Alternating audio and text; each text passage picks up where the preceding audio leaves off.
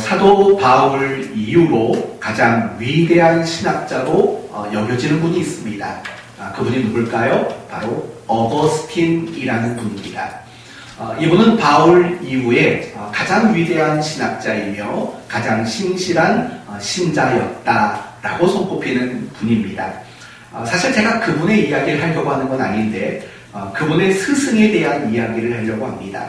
어거스틴의 스승은 암브로스라는 사람입니다. 암브로스라는 사람인데 그분이 굉장히 의미심장한 말을 했습니다. 뭐라고 말했냐면 이렇게 말을 했습니다. 세상에는 아벨이 없고 가인만 있다 라는 말을 했습니다. 한번 잘 생각해 보세요. 세상에는 아벨은 없고 가인만 있다 라는 유명한 말을 했습니다. 과연 어떤 의미로 암브로스가 그런 말을 했을까요? 또 19세기 덴마크의 실존주의 철학자 키에르 케고르를 잘 아실 겁니다. 그분도 이렇게 얘기를 했습니다. 당시 기독교인들을 향해서 이렇게 말했습니다. 요즘 기독교인들은 너무 염치가 없습니다. 그들은 나를 위해 십자가에 못 박혀 죽으신 예수를 믿는다고 하면서도 자신들은 늘 편안하게 살려고만 합니다. 라고 말을 합니다. 예수님이 나를 위해 죽으셨다는 것을 믿는다고 말하지만 늘 나는 자기 자신은 편하게만 살고 싶어하는 모습을 빗대어 하는 말입니다. 여러분 이 두 가지를 한번 생각해 보세요. 세상에는 아벨은 없고 가인만 있다라는 말, 그리고 기독교인들이 예수의 십자가를 믿는다고 말하지만 자신은 편안하게만 살려고 한다라는 말을 생각해 보십시오. 사실은 이 두 가지 말은 같은 것을 우리에게 경고하는 겁니다. 그것은 무엇이냐면 예수 믿는 사람이라고 말은 하지만 늘 하나님께 축복받아 편안한 인생만 살아가려고 한다라는 겁니다. 하나님이 원하시는 삶을 살고자 하는 마음도 없고 하나님이 원하시는 삶을 살고자 할 때 주어지는 손해와 박해를 감수할 마음도 성도들은 가지지 못하고 있다라는 것을 그렇게 언급하는 말인 겁니다. 그렇습니다. 오늘날 신자들의 이야기를 보면 사실은 하나님께 복받기를 원하고 그래서 잘 먹고 잘 살기를 바라는 마음은 날마다 가득합니다. 그러나 내가 그 하나님을 위해서 손해와 어떠한 불이익을 당하는 것을 기꺼이 원하는, 감수하고자 하는 그런 성도들은 대단히 적다라는 겁니다. 사랑하는 성도 여러분, 여러분은 어떻습니까? 암브로스와 또는 키에르 케고르가 한 그 말 앞에 난 아닙니다. 혹시 이렇게 자신있게 이야기하실 수 있는 분 혹시 계십니까? 오늘 본문 역시 주님께서 원하시는 삶을 위해서 손해와 불이익을 당하는 것을 마다하지 않는 사람들, 바로 그런 사람들이 복이 있다 이렇게 우리에게 말씀하고 있습니다. 그러므로 오늘 말씀을 통해서 이곳에서 예배하는 성도들과 또한 각 가정에서 온라인으로 예배하는 성도들 모두가 오늘 본문이 말하는 그런 복 있는 사람이 될 수 있기를 예수님의 이름으로 축원드립니다. 그렇다면 여러분, 오늘 본문에서 주님이 복이 있는 사람이라고 말하는 사람은 어떤 사람입니까? 한마디로 말하면 무엇을 당하는 사람? 맞아요. 박해를 당하는 사람. 바로 그 사람이 복이 있는 사람이다. 이렇게 말씀하고 있습니다. 그렇다면 박해라는 것이 뭘까요? 박해는 뭘까요? 원어적인 의미는 이런 뜻입니다. 집요하게 따라다니면서 괴롭히는 것. 이게 헬라어 원어의 의미입니다. 집요하게 따라다니는 겁니다. 그러면서 가는 곳곳마다 괴롭히고 못살게 하는 것, 그것이 박해입니다. 이 박해라는 말을 좀 무거운 의미로 바꿔 말하면 순교를 말하는 겁니다. 순교 또는 감옥에 갇히는 것 또는 매를 맞는 것, 자유와 권리와 재산을 빼앗기는 것, 이런 식으로 무엇인가를 손해보는 것이 무거운 의미로서의 박해인 겁니다. 이걸 좀 가벼운 의미로 바꾸어서 말하면 11절의 말씀을 보시면 정확히 나옵니다. 또는 지혜롭지 못한 행동을 해요. 그럼 사람들은 우리에게 어떻게 할까요? 당연히 우리를 미워하죠. 말하는 것마다 말도 안 되는 말을 하고 상처 주는 말을 하면 당연히 사람들은 나를 미워할 수밖에 없어요. 또 생각해 보세요. 항상 내 모습이 자기 이익만 챙겨요. 이기적인 태도로 살아가요. 그러면 사람들은 나에게 어떻게 할까요? 당연히 비난하고 욕하지요. 자기밖에 모르는 사람이라고 비난하고 욕할 수밖에 없을 거예요. 또 생각해봐요. 기본이 없어요, 사람이. 기본이 없고 상식이 없어요. 늘 안하무인격 삶을 살아가요. 여러분, 우리가 만약에 그렇게 살아가면 우리는 어떤 일을 당하게 될까요? 당연히 반대를 당하고 당연히 따돌림을 당한다고요. 그런 미움, 그런 것으로 인한 욕을 먹음, 이런 것을 당하는 사람이 복이 있다. 이렇게 말하는 것은 결코 아니라는 거예요. 베드로전서 2장 20절에는 이런 말씀이 나와요. 죄가 있어 매를 맞고 참으면 무슨 칭찬이 있으리요? 라고 말을 한다고요. 내가 어떤 잘못을 했어요. 어떤 죄를 저질렀어요. 그래서 매를 맞아요. 그래서 미움을 당해요. 그게 왜 칭찬받을 일이냐라는 거예요. 내가 누군가에게 미움을 당하고 내가 누군가에게 욕을 먹고 내가 손해를 보고 불이익을 당하고 이런 박해를 당하는 것 그 자체가 우리를 복이 있다고 말하는 것은 아니라는 거예요. 만약에요, 이유 불문하고 욕먹는 게 복이 있다면 사실은 여러분은 교회 나올 필요가 없어요. 교회 나오지 마시고 전국에 여러분 욕쟁이 할머니들이 얼마나 많은지 몰라요. 아시죠? 저 부천에 가면 욕쟁이 할머니 집이라고 아주 맛있는 맛집으로 소문난 집이 있다고요. 그런데 다 찾아가세요. 욕 진탕 먹고 오세요. 그러면 복이 있을까요? 그런 건 아니라는 거예요. 중요한 것은 정말 박해를 받아도 그게 복이 있다라고 말하는 그 근거가 충족이 되어야 돼요. 그러면 오늘 본문은 무작정 이유 불문하고 욕먹고 박해받는 사람이 복이 있다고 말하지 않아요. 전제 조건이 있어요. 무엇을 위해서요? 오늘 본문을 보면 크게 두 가지를 말해요. 첫째는 10절을 보세요. 10절을 보면 무엇을 위해 박해를 받는다고 말해요? 의를 위하여 박해를 받는 것이라고 말을 해요. 두 번째는 11절이에요. 뭐죠? 나로 말미암아라고 말해요. 이 두 가지가 성립이 되는 박해만 복 있는 사람이다 라고 주님이 말씀하고 있는 거예요. 무조건 박해받고 욕먹고 미움당하고 손해보는 그 사람이 복 있는 게 아니에요. 무엇이 충족된다고요? 의를 위해 박해를 받으면 복이 있는 거예요. 나를 위해, 여기서 말하는 나는 누굴까요? 바로 주님을 말하는 거죠. 예수님을 말하는 거죠. 그분을 위해서 박해를 받으면 바로 그 사람은 복 있는 사람이다 라고 말을 하고 있는 거예요.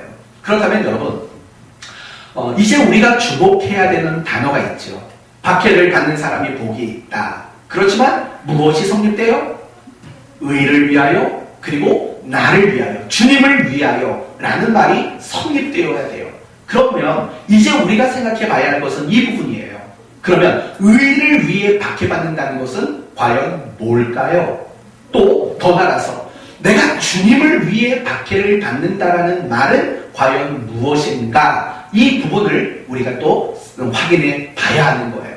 여러분, 결국 사실 이 두 가지 표현은 다 같은 표현이에요. 의를 위해 박해를 받는다 또는 주님을 위해 박해를 받는다라는 말은 실상은 같은 말이에요. 그러면 먼저 생각해 봅시다.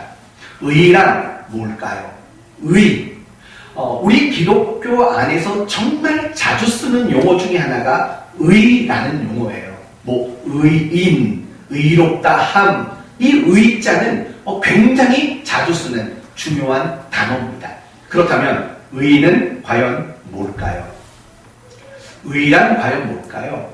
제가 몇 주 전에 의에 줄이고 목마른 자 할 때 간단하게 여러분에게 한번 언급한 적이 있어요. 메모해 놓은 거 빨리 넘겨보고 싶죠? 그렇게 하지 마시고 과연 의란 뭘까요? 의는 첫 번째 출발은 여기서부터 출발합니다. 의란 하나님과의 올바른 관계 성립. 이게 바로 성경이 말하는 의의 기초인 것입니다. 다시 말하면 예수 그리스도를 믿음으로 말미암아 우리는 어떻게 되었죠? 의롭게 되었어요. 그 의롭게 됨으로 말미암아 우리는 하나님과의 관계가 회복된 거예요. 여러분, 이 부분을 우리는 오해하면 안 돼요. 보통 사람들은 우리가 의롭게 된 것을 무엇이라고만 이해를 하냐면 하나님과 나와의 관계가 원수의 관계에서 화목한 관계로 바뀐 것이 의라고 생각을 해요. 아니에요. 그게 의가 아니라 의에 더 앞서는 것들이 있어요. 뭐냐면 예수 그리스도가 나의 죄를 위해 죽으심으로 내가 의로워진 거예요. 그래서 내가 의로워졌기 때문에 하나님과의 관계가 올바르게 성립될 수 있는 거예요.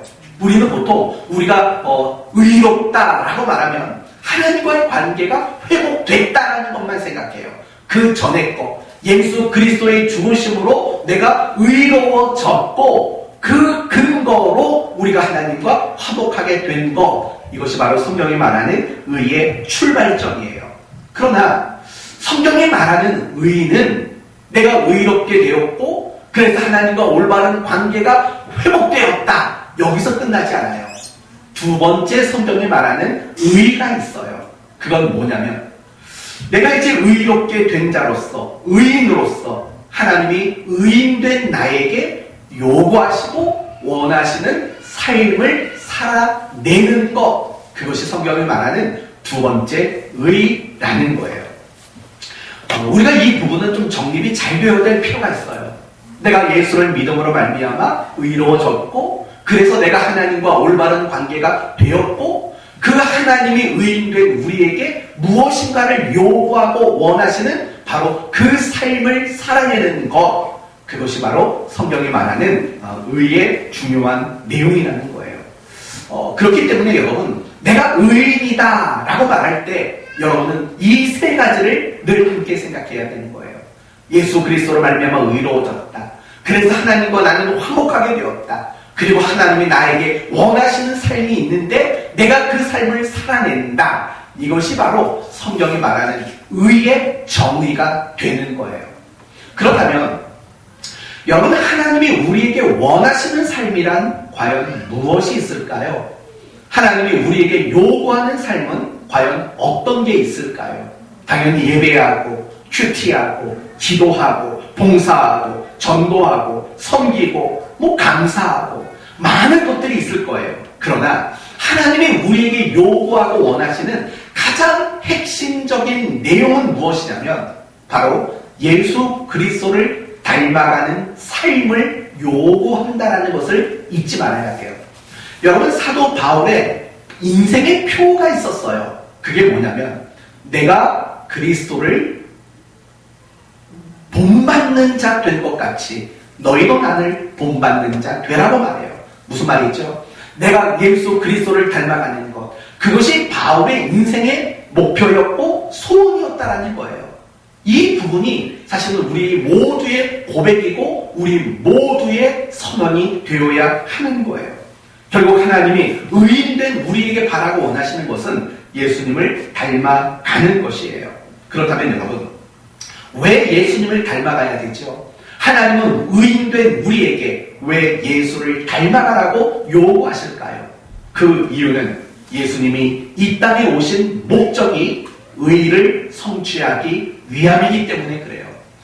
여러분, 예수님이 이 땅에 오셨어요. 그래서 공생애를 시작하시기 전에 예수님이 가장 첫 번째 하신 일이 뭔지 혹시 아세요? 누군가를 찾아갔어요. 요단강에 있는 누군가를 찾아갔어요. 누구죠? 세례 요한을 찾아갔다고요. 그럼 예수님은 왜 세례 요한을 찾아갔을까요? 뭘 받으시려고? 세례를 받으시려고 찾아갔어요. 그런데 세례 요한은 예수님을 알아봤어요. 세상 죄를 지고 가는 하나님의 어린 양이로다. 예수 그리스도가 바로 그리스도라는 사실을 요한은 알아봤다고요.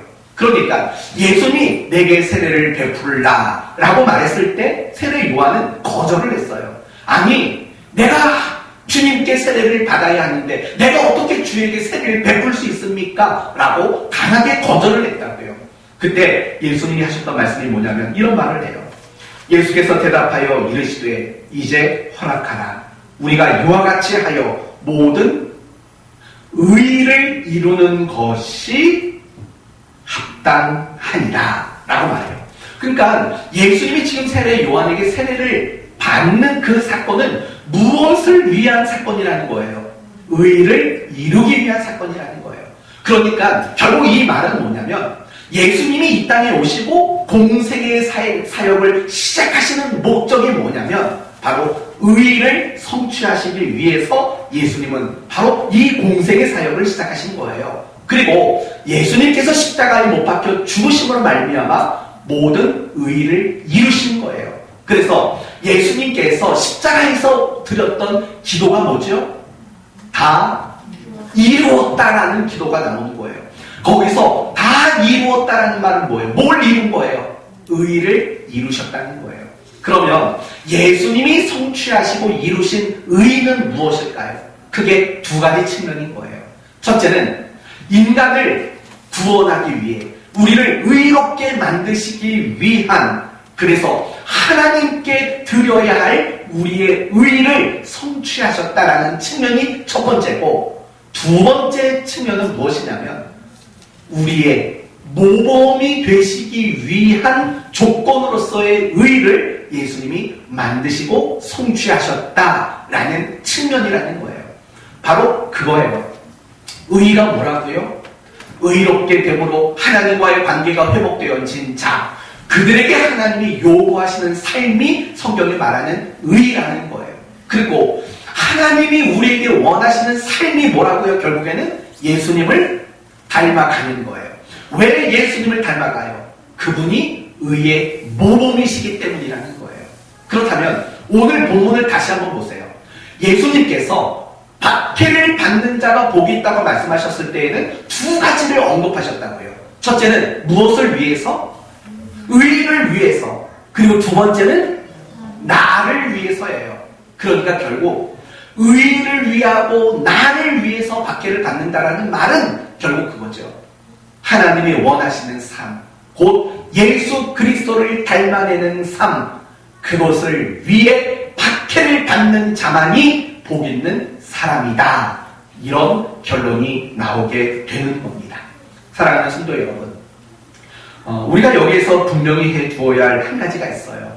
그건 뭐냐면 신앙이란 뭐냐, 신앙의 본질은 뭐냐, 내가 신앙생활을 하는 이유와 목적이 무엇이냐, 이 부분을 우리는 분명히 해두어야 해요. 여러분의 신앙생활을 하는 이유와 목적이 과연 무엇입니까? 우리는 대부분 내가 신앙생활을 하는 이유를 이렇게 생각을 해요. 무엇인가를 많이 하는 것. 이걸 신앙의 본질이라고 생각해요. 뭘 많이 하는 것이 신앙의 중요한 내용이라고 생각한다고요. 그러나 그렇지 않아요. 정말 신앙생활에 있어서 가장 중요한 것은 내가 무엇을 얼마나 많이 했느냐가 중요한 게 아니에요. 내가 얼마나 되어 가느냐, 이게 중요한 거라고요. 여러분, 되어 간다라는 말이 무슨 말이에요? 예수님을 닮아가는 자가 되어 가는 것, 그것을 말하는 거죠. 그게 신앙에 있어서 가장 중요한 본질인 거예요. 예수님을 닮아가는 것, 내가 그분처럼 살아가는 것, 그거보다 중요한 신앙의 이유와 목적은 없는 거예요. 내가 예수님을 닮아가는 것, 그것을 위해서 무엇인가 많이 하는 거예요. 내가 왜 열심히 예배를 드려요? 내가 왜 열심히 기도하고 큐티해요? 예수님을 닮아가기 위한 목적이 있기 때문이라는 거예요. 사랑하는 성도 여러분, 오늘 본문에서 주님은 박해를 받는 자가 복이 있다고 말씀하셨어요. 의를 위해서, 그리고 주님을 위해서, 간단히 말하면 정말 하나님이 우리에게 가장 원하시는 삶, 예수님을 닮아가는 바로 그 삶을 위해 박해를 받는 자, 바로 그런 사람이 복이 있다, 이렇게 말씀하신 겁니다. 다시 한번 여러분에게 물어보고 싶습니다. 여러분은 오늘 본문이 말하는 복 있는 사람이십니까? 정말 이 질문의 요지가 무엇일 것 같아요? 정말 내 삶에 하나님이 원하시는 삶을 내가 살고 있는가? 정말 내가 예수님처럼 살고 내가 예수님처럼 닮아가기 위해서 내 가정과 내 일터와 내 학교에서 나는 박해를 당하고 있는가? 바로 이걸 물어보는 것이 이 질문의 요지입니다. 만약에 여러분이요 정말 박해를 당하고 있으시다면 아까 말씀을 드린 대로 하나님이 원하는 삶을 살기 위해서 예수님처럼 살기 위해서 내가 미움도 당하고 욕을 먹고 손해를 보고 불이익을 당하는 이런 박해를 당한다면 여러분은 참으로 복 있는 사람이 맞습니다. 그러나 반대로 여러분이 박해받는 일들이 없다면 미안하지만 여러분은 복 있는 사람이 아닌 것입니다. 어쩌면 여러분은 이렇게 말씀하실 수 있어요. 목사님, 때가 어느 때인데 박해 타령이십니까? 라고 말하실 수도 있어요. 하지만 그렇지 않아요. 여러분, 오늘날 박해당해서 순교당하는 사람들이 있을 것 같아요? 없을 것 같아요? 있어요. 제가 어떤 책을 보니까요. 한 해 동안 순교당하는 사람의 숫자가 몇 명인 줄 아세요? 30만 명이래요. 30만 명. 저는 그 정도는 생각도 못했어요. 그런데 한 해 동안 박해받아 순교당하는 사람의 숫자가 30만 명이나 된다라는 글을 읽고 얼마나 깜짝 놀랐는지 몰라요. 물론 우리가 살아가는 이 대한민국 땅에는 뭐 일제강점기나 또는 6.25와 같은 그 시대와 같은 어떤 박해와 미움과 손해를 보는 일들은 더 이상 없어요. 우리 대한민국은 명목상 자유와 종교의 자유와 평화 이것이 우리에게 당연한 권리로 주어진 나라예요. 그러나 여러분 조금만 생각해 보세요. 일제강점기처럼 그리고 6.25 때처럼 그런 박해는 없을지 몰라요. 그러나 정말 우리가 하나님이 원하는 삶을 살기 위해서 내가 정말 그리스도인답게 살려고 몸부림친다면 그래도 정말 박해가 없을까요? 그래도 정말 손해가 없고 불이익이 없을까요? 있고 말고요. 몸부림만 친다면 우리의 삶에는 끊임없는 박해가 일어날 수밖에 없는 거예요. 예를 들어 봅시다. 여러분 직장 생활을 하는 분이 있다고 쳐요. 직장에서 회식이 있었습니다. 그 회식에서 술과 향락을 거절한다면 여러분이 신앙이라는 이유로 술과 향락을 거절한다면 그래도 여러분이 미움을 받지 않을까요? 또는 사업을 하는 분이 있다고 쳐보세요. 사업을 해요. 근데 여러분 대부분 사업을 하다 보면 청탁이라는 걸 해요. 뇌물이라는 걸 갖다 줘요. 물론 뇌물과 청탁이라고 말하지 않아요. 이건 그냥 감사해서 드리는 거라고 감사해서 보답하는 거라고 말은 하지만 뇌물이고 청탁일 때가 많죠. 만약에 사업을 하는 사람이 어떤 뇌물과 청탁을 요구받았을 때 신앙이라는 이유로 그걸 거절한다면 과연 손해가 없을까요? 제사를 지내는 집안을 생각해 보세요. 신앙이라는 이유로 난 죽어도 절하지 않습니다. 만약에 그런 식으로 나온다면 그 가족 안에서 욕먹는 일이 없을까요? 이 공부도 못하는 놈이 무슨 그런 박해, 그런 욕먹음 그게 과연 없을까요? 어디서든지 정직하고 어디서든지 청렴하고 어디서든지 양보한다면 그래도 나는 불이익을 당하지 않을 수 있을까요? 아니지요. 당하지요. 손해를 보고 미움을 보고 욕을 먹고 온갖 불이익을 당할 수밖에 없는 거예요. 어떻게 하면은요. 정말 하나님이 원하는 그 삶을 살고자 몸부림친다면 우리는 그런 박해, 그런 손해 우리는 얼마든지 당할 수밖에 없는 거예요. 그래서 디모데후서 3장 10절에 이런 말이 나오잖아요. 무릇 그리스도 예수 안에서 경건하게 살고자 하는 자는 뭘 받으리라?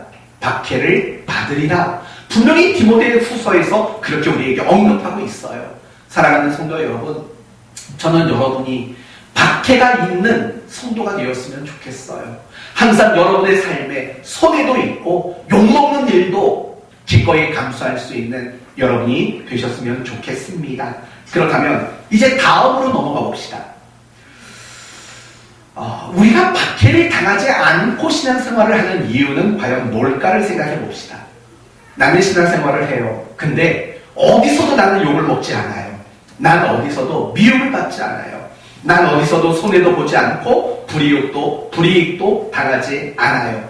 그 이유는 뭘까요? 나는 왜 손해와 불이익을 당하지 않으며 신앙생활을 할 수 있을까요? 굉장히 똑똑하기 때문일까요?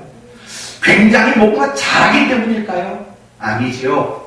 내가 세상을 살면서 그리스도인으로서 손해와 불이익을 당하지 않는 이유는 너무 간단해요. 구별되지 않는 거예요. 세상 사람과 구별됨이나 다름이라는 것 자체가 없는 거예요. 여러분, 이걸 더 쉽게 말할게요. 여러분이 그리스도인으로서 하나님 편으로 사는 게 아니라 세상과 한편이 돼서 살기 때문인 거죠. 사랑하는 성도 여러분, 우리가 세상 사람들과 한편이 되어 살아간다는 말은 이런 거예요. 세상 사람들처럼 생각하고, 세상 사람들이 좋아하는 거 좋아하고, 세상 사람들이 소원하는 걸 소원하고, 세상 사람들이 말하고 행동하는 것처럼 똑같이 하고, 세상 사람들이 돈이라면 사종을 못 써듯 우리도 돈 앞에는 어쩔 수 없는 사람이 되고, 여러분, 이런 것들을 말하는 거예요. 기분 나쁘면 화내고, 기분 나쁘면 주먹질하고, 세상 사람들과 같은 가치관을 가지고 살아가는 거, 그게 세상과 한편이 되어 살아간다는 말의 의미인 거죠. 이런 모습으로 우리가 살아갔는데 세상이 우리를 어떻게 욕을 해요? 도리어 이렇게 말하죠. 야, 저 사람 교회 다니는 사람인데 융통성이 대단해. 야, 이 융 어디에 갖다 놔도 잘 어울려. 이런 말을 듣게 되고 마는 거죠. 성도 여러분, 연어라는 고기 아세요? 연어는요, 알을 낳기 위해서 어디로 돌아가는 줄 아세요? 자기가 태어난 곳으로 돌아가요. 가끔씩 다큐멘터리 같은 거 보면은요, 연어가 막 수만 킬로를 헤엄쳐서 말도 안 돼요. 막 물살을 거쳐서 막 거슬려 올라가요. 그리고 알 낳고 대부분 연어는 다 죽어요. 그만큼 온 에너지를 소진하면서 이 물살을 거슬러 올라간다고요. 여러분, 생각해 보세요. 연어가 그렇게 몸부림치는 이유가 뭐예요? 물살을 거슬러 올라가기 때문에 몸부림을 치는 거예요. 고통을 당하는 거예요.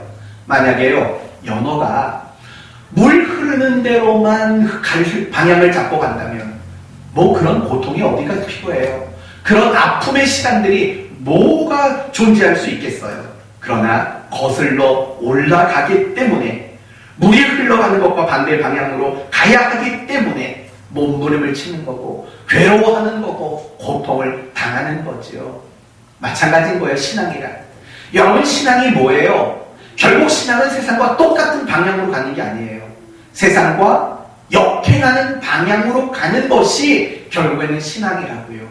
그러면 당연히 연어가 물살을 거슬려 올라가는 것이 고통이고 괴로움을 겪는 시간들이라면, 우리가 적어도 세상과 반대가 되고 사탄과 반대가 되는 삶을 살아간다면 당연히 우리는 그만큼 부딪히고 사투를 벌여야 할 일들이 우리에게는 생길 수밖에 없는 것은 너무나도 당연한 거 아니겠어요? 그러나 그런데도 불구하고 내가 그리스도인으로서 그 어떤 박해도 당하지 않는다, 미움도 안 받고 욕도 안 먹고 손해와 불이익도 안 당한다는 것은 결국에는 이렇게밖에는 말 못하는 거예요. 세상과 한편이구나, 사탄과 같은 방식의 삶을 사는구나 라고 밖에는 말할 방법이 없다는 거예요. 이런 의미로 본다면 박해라는 것은 무엇이 되냐면, 박해란 내가 믿는 자로서 마땅히 지불해야 되는 대가인 거예요. 박해는 내가 믿는 자로서 마땅히 지불해야 되는 대가인 것이고, 내가 하나님의 백성이라는 증표가 바로 박해일 수밖에 없는 거예요. 사랑하는 성도 여러분, 여러분은 정말 믿는 자로서의 마땅한 대가를 지불하고 있습니까? 여러분은 하나님 백성으로서의 증표가 있습니까? 정말 박해라는 대가, 박해라는 증표가 과연 나에게 있는지 생각해 보셔야 합니다. 그렇다면 왜 우리는 이렇게 박해받을 만한 삶을 살지 못할까요? 왜 자꾸 우리는 세상과 한편인 것처럼 위장하고 그렇게 살아갈까요? 이유는 이런 걸 거예요. 하나만 선택하지 못하는 거예요. 뭐라고요? 하나만 선택하지 않는다고요. 세상에서도 재미 보고 싶고 교회에서도 재미 보고 싶은 거예요. 영혼의 기쁨도 누리고 싶고 육체적인 기쁨도 누리고 싶은 거예요. 세상에서도 복 받고 싶고 하나님에게도 복을 받고 싶은 마음을 가지고 있는 거예요.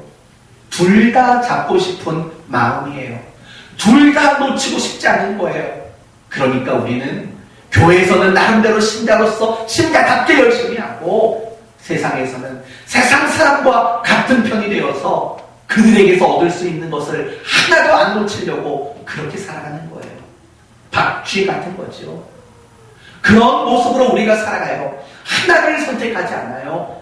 정말 오직 한 가지만을 택하지 않는 우리의 모습이 박해받지 못하는 성도가 되도록 만드는 거예요. 여러분, 중국의 고사 서머 중에 이런 말이 있어요.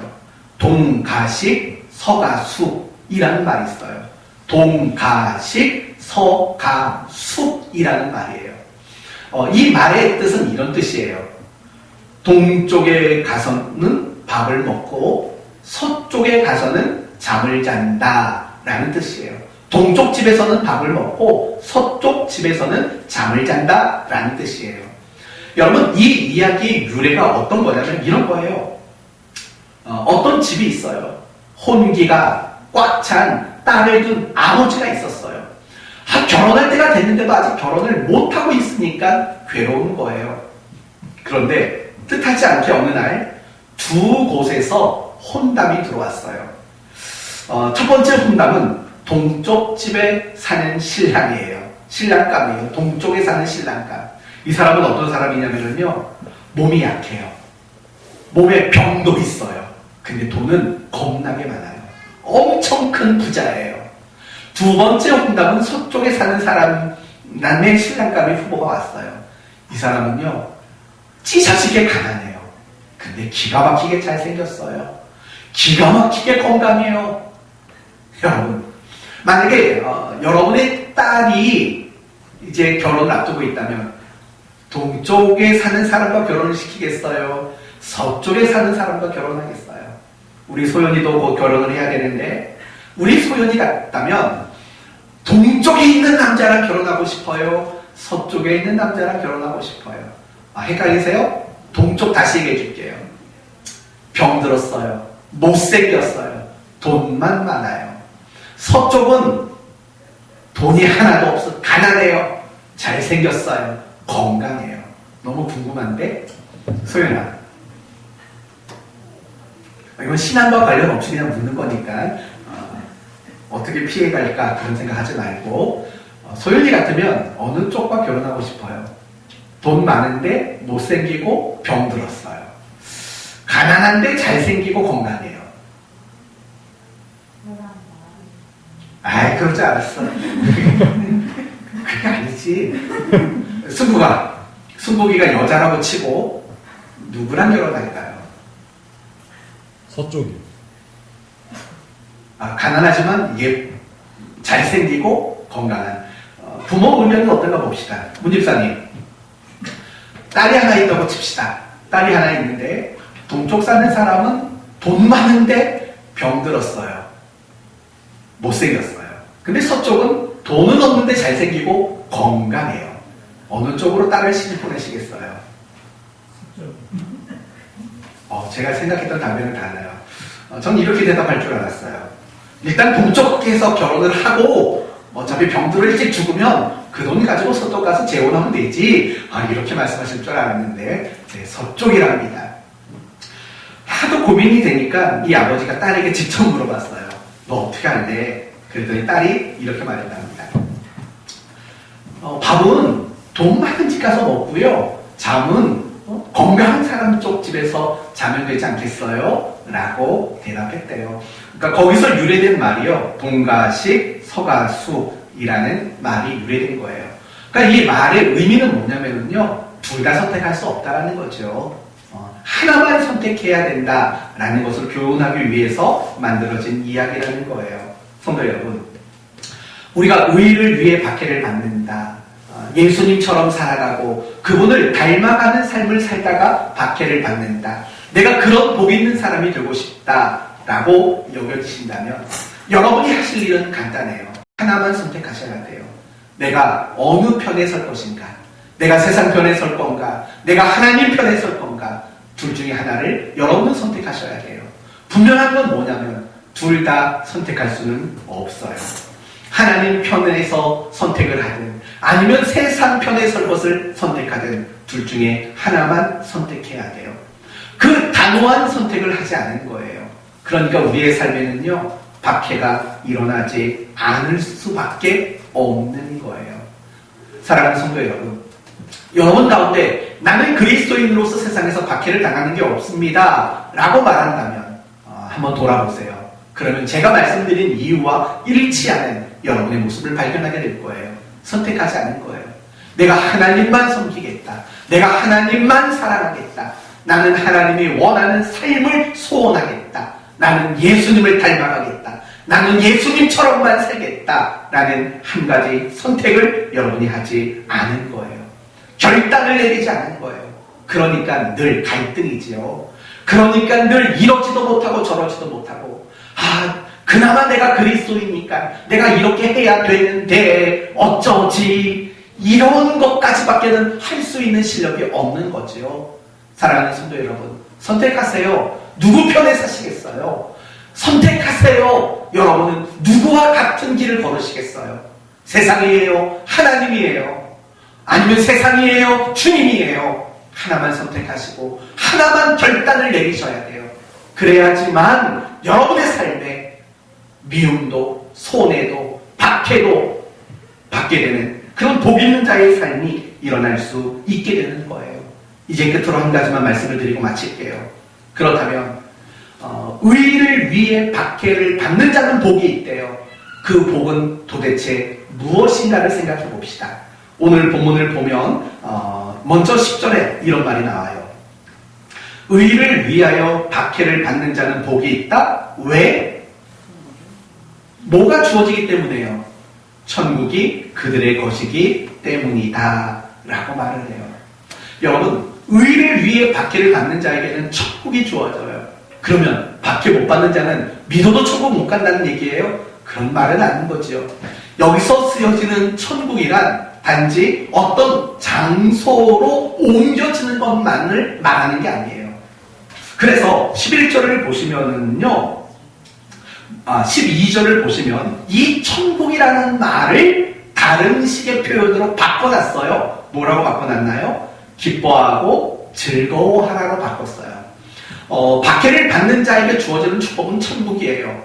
다시 말하면 그 천국은 결국 무엇으로 소개가 되는 거냐면 기쁨과 즐거움으로 우리에게 표현하고 있는 거예요. 맞아요. 정말 의를 위해 박해를 받으면은요, 기쁨이 생겨요. 즐거움이 생겨요. 이거는 사도행전이 대단히 반복하면서 강조하는 이야기예요. 사도행전 5장을 보시면은요, 사도들이 채찍을 맞아요. 그 채찍은 40에 하나 가만매예요. 여러분, 채찍 아시죠? 가죽띠. 그 끝에다가 또는 중간중간마다 납덩어리, 날카로운 납덩어리나 뼈 조각을 매달아 놓은 거라고요. 그러니까 이 채찍이 한 대 맞을 때마다 몸은 찢겨요. 살점이 떨어져 나가요. 그걸 40에 하나 가만매를 맞아요. 40에 하나를 감했으면 몇 대 맞은 거죠? 39대를 맞아요. 왜 39대만 때릴까요? 보통 채찍질을 해보니까 40대 맞으면 거의 다 죽는 거예요. 그런데 39대를 맞으면 죽기 직전까지만 가는 거예요. 그러니까 39대를 때리는 거죠. 사도들이 그런 채찍을 받았어요. 그런데 이상한 얘기를 해요. 들어보세요. 사도들은 그 이름을 위하여 능욕받는 일에 합당한 자로 여기심으로 기뻐하며 공회 앞을 떠나니라. 그들은 기뻐하면서 매맞았던 자리를 떠났대요. 바로 그런 거예요. 이거는 여러분이 경험해 보기 전에는 말로 설명할 길이 없는 거예요. 내가 예수님처럼 살고 내가 예수님을 닮기 위해서 어떤 손해와 불이익을 당했을 때 사실은 말할 수 없는 기쁨이 생겨요. 말할 수 없는 마음의 즐거움이 넘쳐나게 돼요. 사도행전 13장을 보면은요, 바울과 바나바의 이야기 속에서도 이 얘기가 또 등장해요. 이렇게 말을 해요. 그들이 비시디아 안디옥에서 복음을 전하다가 박해를 받았어요. 그러면서 그들이 그 박해를 받는 순간에 뭐라고 말했냐면 제자들은 기쁨과 성령이 충만하더라 라고 이야기를 했다고요. 아니 그렇게 심각한 박해를 받았는데도 그들은 기쁨이 충만했대요. 사랑하는 성도 여러분, 이게 우리에게 주어지는 복의 약속이에요. 내가 박해를 받는 자가 되었을 때 세상에서 돈으로 누릴 수 없었던 기쁨, 세상의 여행으로서 누릴 수 없는 즐거움, 그런 기쁨과 그런 즐거움을 하나님께로부터 공급받는데요. 두 번째 복은 뭐냐면 12절에 하늘에서 너희의 상이 큼이라. 하늘에서 너희의 상이 크대요. 어떤 상을 주실까요? 뭐 개털모자? 뭐 이런 말 많이 있는데 모르겠어요. 어떤 상을 주실지는 모르겠어요. 오늘 본문이 그게 무슨 상이다 설명하지 않으니까 말할 길이 없는 거죠. 모르겠어요. 그러나 분명한 것은 주신다는 거예요. 내가 이 땅에서 정말 예수님처럼 살고 하나님이 원하는 삶을 살다가 겪게 되었던 모든 손해와 모든 불이익들, 그것을 보상해 주는 상, 이 상으로 우리에게 갚아주시는 상을 분명히 주신다고 성경은 그렇게 우리에게 말씀하고 있는 거예요. 사랑하는 성도 여러분, 하나님은 여러분에게 기쁨과 즐거움을 약속하고 있어요. 하나님은 여러분에게 보상을 약속하고 있다고요. 그러니까 두려워하지 마시고 박해받는 자로 살아가는 여러분이 되시기를 바랍니다. 이제 오늘 말씀을 마치겠습니다. 저는 오늘 말씀을 묵상하면서 이런 생각이 들었어요. 오늘날 목회자들이 과연 성도들에게 해야 할 설교는 무엇일까? 은혜, 사랑, 위로, 격려, 새힘, 물론 이런 설교도 해야 돼요. 그러나 저는 오늘 이 말씀을 묵상하면서 분명히 생각하게 된 건 그거예요. 오늘날 목회자는 성도들에게 박해받으라고 설교하는 것이 마땅한 시대라고 생각을 합니다. 왜냐하면 우리가 살아가는 이 시대에는 더 이상 박해받으라는 설교를 하지 않기 때문이에요. 온통 모든 교회들이 복받는 방법만을 설교하고 복받으라고만 설교하는 그런 시대이기 때문에 그래요. 그러나 진짜 복은 박해를 받아야만 받을 수 있는 거예요. 진정한 복은 박해를 받는 자리에 당당히 서 있을 때만 누릴 수 있는 거예요. 사랑하는 성도 여러분, 여러분 모두가 박해를 받는 자가 되기를 바랍니다. 화이부동하십시오. 화이부동 무슨 뜻이죠? 함께하지만 어울리지만 동화되지 않고 섞이지 않는 것을 화이부동이라고 말을 해요. 우리는 세상을 떠나 살 수 없어요. 우리는 세상 사람과 담 쌓고 살 수 없어요. 함께 살아야 돼요. 함께 거주해야 돼요. 그러나 그들과 섞이면 안 돼요. 그들과 같은 방향으로 가지 마시고 그들의 목적지와 같은 목적지를 향해 가지 말아야 돼요. 오직 우리의 삶의 방향은 하나님이 우리에게 원하시는 삶, 예수님을 닮아가는 삶, 그것만이 우리의 목적지고 우리의 삶의 방향이고 우리가 걸어야 할 신앙의 길이라는 것을 분명히 두세요. 그것만 선택하세요. 그것만 결단하세요. 그럴 때 기쁨과 즐거움, 그리고 하늘에서 여러분의 모든 삶에 대한 보상을 하나님이 주실 줄로 믿습니다. 그러므로 이 한 주간 망설이지 마시고 두려워하지 마시고 기꺼이 의를 위하여 박해를 받는 복 있는 자로 살아가는 여러분 되시기를 예수 그리스도의 이름으로 축원드립니다. 아멘. 기도합시다. 하나님,